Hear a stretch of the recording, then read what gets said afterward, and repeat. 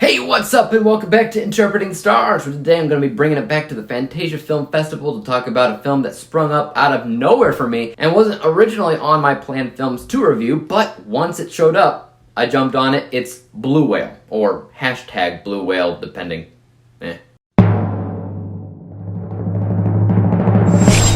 Blue Whale follows a young girl that, after her sister's suspicious suicide, decides to investigate what really happened, only to discover the truth is much darker than anybody ever knew. In the deepest corner of the web lies a deeply troubling game called Blue Whale that starts off innocent enough, but at the end, most players end up dying and having their deaths ruled as a suicide, and this young girl takes it upon herself to expose the truth about Blue Whale before it's too late for herself or anybody else. So every now and then, there comes a film in Fantasia Festival that I was never planning to watch, and it just springs up. But again, once this showed up, I felt like I had to watch it, since I consider myself to be a pretty big fan of desktop horror / screenlife films. It's like a subgenre of a subgenre. Some people consider it to be found footage, while I just say it's kind of its own thing.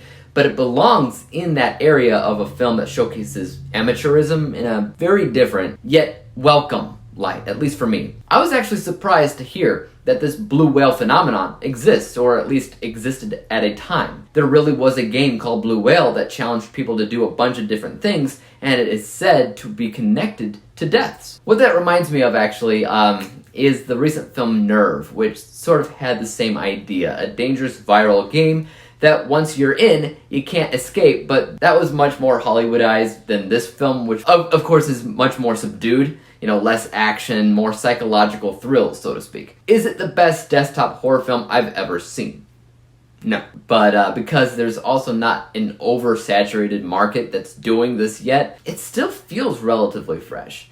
And I always like when the movie in question goes super authentic in the things seen on the computer screen. And that means, apps and websites that people actually use, sound effects that the computers actually have, etc. And this film mostly was really good at that, switching between computer and phone screens specifically.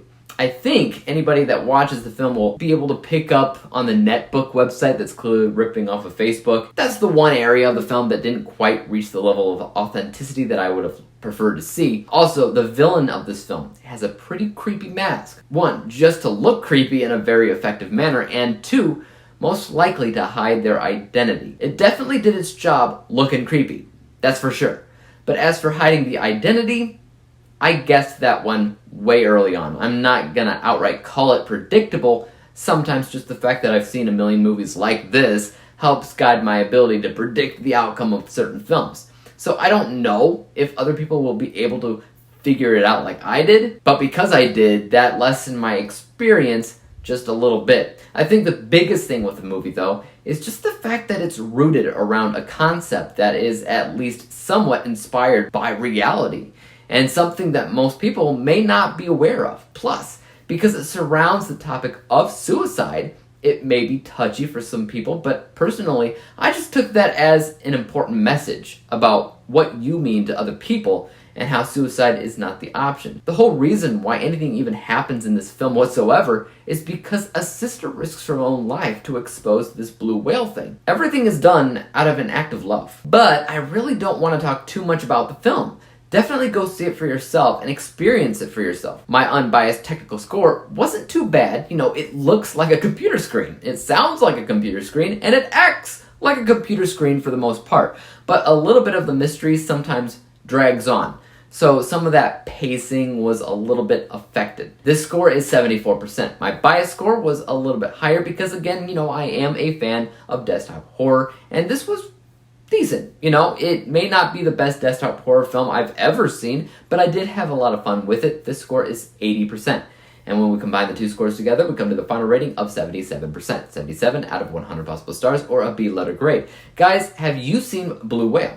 If so, let me know what you thought about it in the comment section down below. And if you haven't seen it yet, make sure to tell me if you plan to see it soon. And as for YouTube, you guys know what to do. Hit that like, subscribe button, and bell to be notified when I come out with my next review. And until then, peace out! Dave examines movies we just watch for fun.